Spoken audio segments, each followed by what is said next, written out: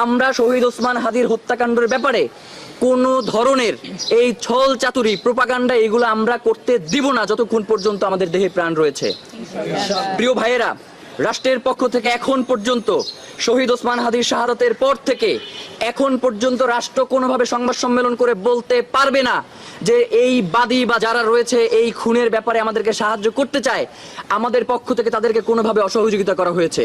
কিন্তু রাষ্ট্র আমাদের কাছে আসতেছেই না, আমরা কিভাবে সহযোগিতা করবো আমাদেরকে বলেন।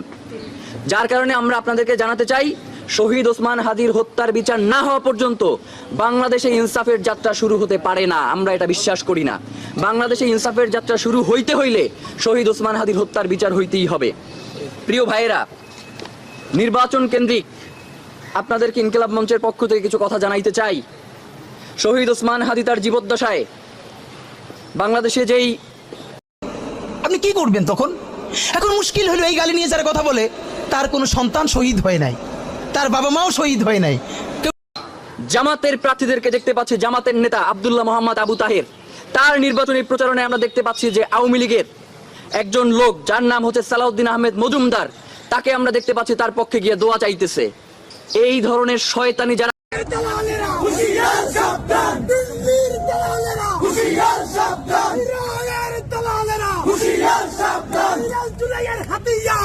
সদস্য সচিব আব্দুল্লাহ আল জাবের, রাকসুর জিএ সালাউদ্দিন আম্বার সহ বেশ কয়েকজন আহত হয়। আমরা তো কোনো সহিংস আন্দোলন যাই না।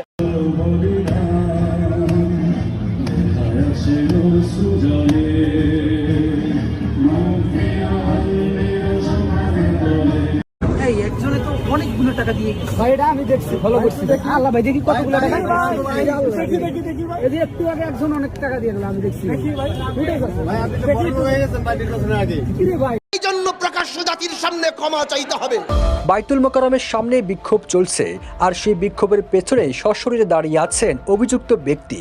বলছি ঢাকা ৮ আসনে আলোচিত প্রার্থী নাসির উদ্দিন পাটোয়ারির কথা। এমন দৃশ্য দেখে চমকে